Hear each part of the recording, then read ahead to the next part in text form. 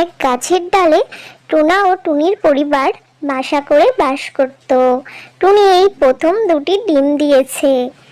টুনি তার বাসার দিকে এক শেয়ালকে আসতে দেখে। সেই দেখে সে কান্নাকাটি করতে করতে বলে, শেয়াল মামা, তুমি একটু এইদিকে এসে দাঁড়াও, আমার কথা শোনো।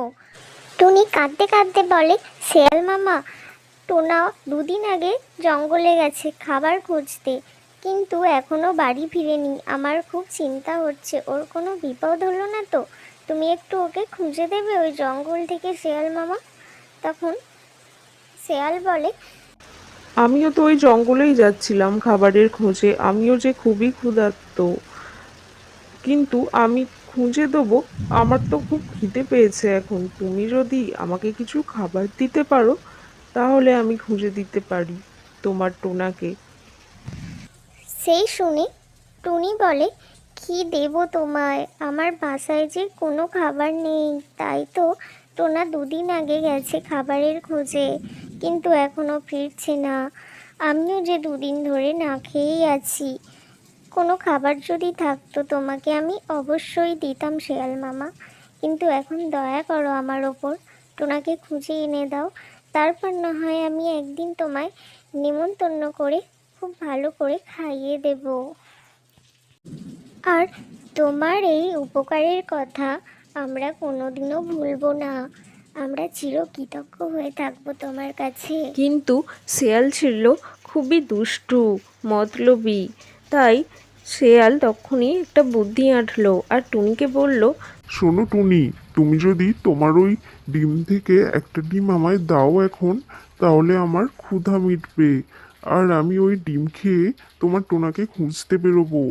তখন তখন টুনি বলে, এরম করে বলো না শিয়াল মামা, আমার এই প্রথম ডিম, আমি তোমায় দিতে পারবো না। তুমি বাড়ি ফিরে যাও, আমার টোনাকে আমি নিজেই খুঁজে নেব। তখন শিয়াল বলে, ঠিক আছে, তাহলে আমি বাড়ি ফিরে যাচ্ছি। তারপর টুনি খুব কান্নাকাটি করতে থাকে আর বলে, হে ভগবান, কেউ কি আমার সাহায্য করবে না? আমি কি টোনাকে তাহলে ফিরে পাবো না? তখনই টুনি একটু অন্যমনস্ক হয়ে পড়ে।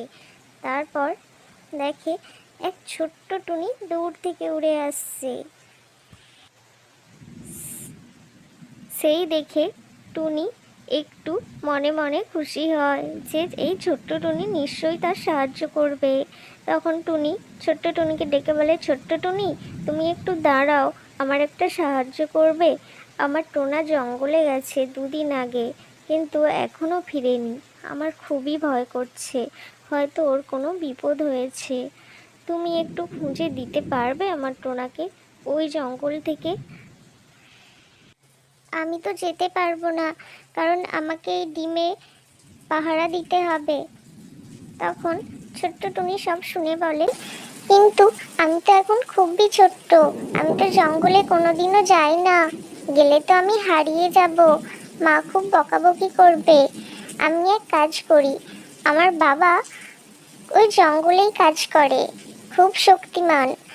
আমি বাবাকে গিয়ে সব কথা বলছি, বাবা এক্ষুনি গিয়ে টোনাকে খুঁজে আনবে, আমি তাড়াতাড়ি যাই, কেমন?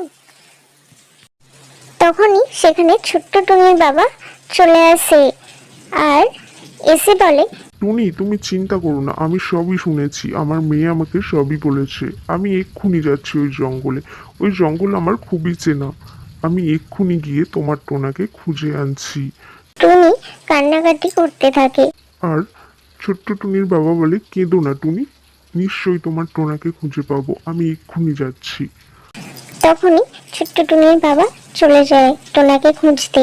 আর টুনি মনে মনে একটু খুশি হয় যে কেউ তো তার সাহায্য করছে, এই সাহায্য সে কোনোদিনও ভুলবে না। তখনই কিছুক্ষণ পর দেখে ছোট্ট টুনির বাবা তার টোনাকে নিয়ে চলে এসেছে আর বলছে যে তোমার টোনাকে ওই জঙ্গলে এক শিকারী ধরে রেখেছিল, আমি তার জাল কেটে টোনাকে বাঁচিয়ে এনেছি।